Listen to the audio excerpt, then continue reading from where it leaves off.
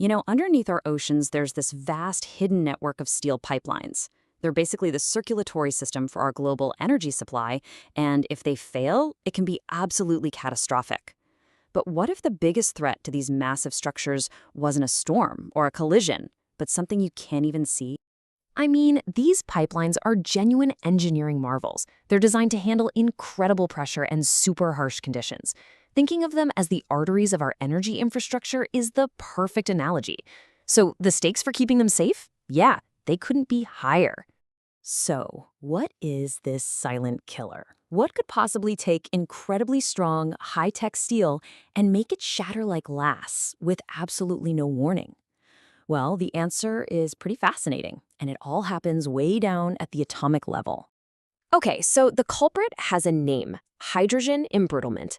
Now, I know that might sound a little complex, but it's honestly one of the most critical challenges in the world of material science.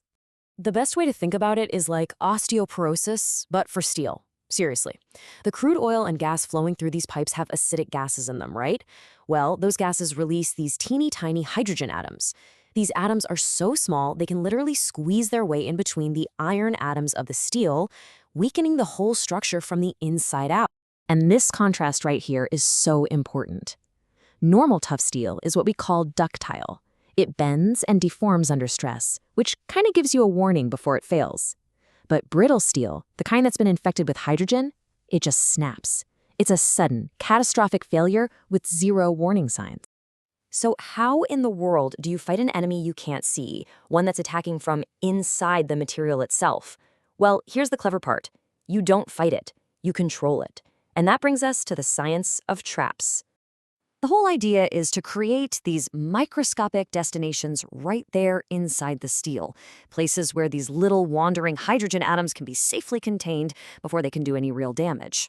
But, and this is a big but, as we're about to see, not all traps are created equal. This breaks it down perfectly. You've got reversible traps, which are like temporary hiding spots. Sure, the hydrogen can check in for a bit, but it can also check right back out and continue to cause trouble.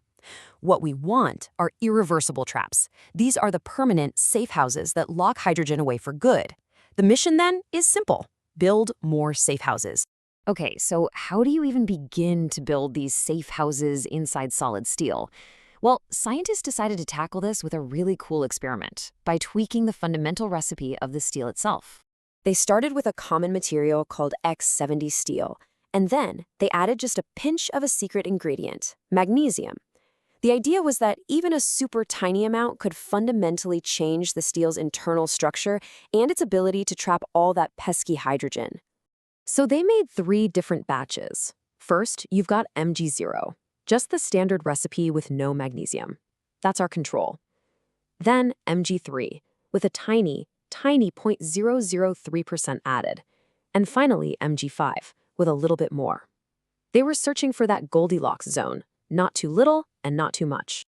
All right, let's get to the visual evidence. What did these tiny changes in the recipe actually do to the steel's microscopic architecture? Okay, so in the standard steel, we see these microscopic defects called inclusions.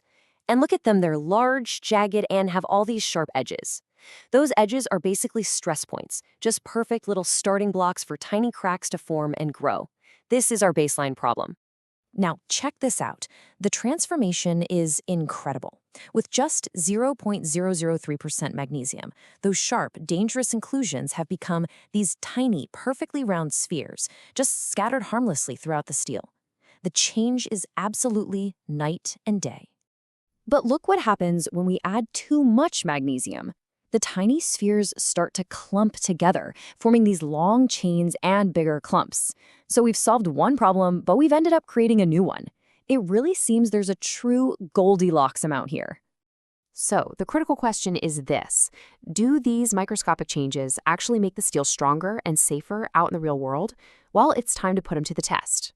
This chart shows us the breaking point, basically how much force each type of steel could handle in a hydrogen environment before it failed. A higher bar is better here, and the M3 sample is the clear winner. It's way stronger than the standard steel, and what's fascinating is that the steel with too much magnesium was actually weaker. Now this next test, this measures how easily the steel becomes brittle, and for this one, a lower score is better, And once again, Mg3 is the champion, showing the best resistance. The Mg5 sample with too much magnesium, it was dramatically more brittle, even worse than the original steel we started with. So the results are crystal clear. The Mg3 steel is just plain superior. But why? Let's zoom back in on the microscopic solution that explains its incredible performance. So what was the secret? It wasn't just that the little defects were small and round. Nope. There was something else happening, something even more clever at an even smaller scale. The secret is this beautiful, elegant core shell structure. It turns out that at that perfect Goldilocks level of magnesium, the inclusions formed with a hard inner core and a softer outer shell. It's just an incredible piece of microscopic engineering. And this structure is the ultimate hydrogen trap. The boundary between that core and shell acts as a perfect, irreversible safe house for hydrogen atoms. The hard core provides the strength, while the softer outer shell acts like a tiny shock absorber, blunting any cracks before they can even grow. And what's truly amazing is the scale of this change. Just 30 parts per million. To put that into perspective, that's like 30 seconds in a full year. And that was enough to completely revolutionize the safety and strength of this critical material. It's a powerful reminder that massive change can come from the smallest of places. You know, it really proves that by understanding and manipulating materials at the atomic level, we can solve enormous real-world problems. Which leaves us with a final thought. If we can make our energy infrastructure safer this way, what other global challenges are just waiting for their own microscopic solution?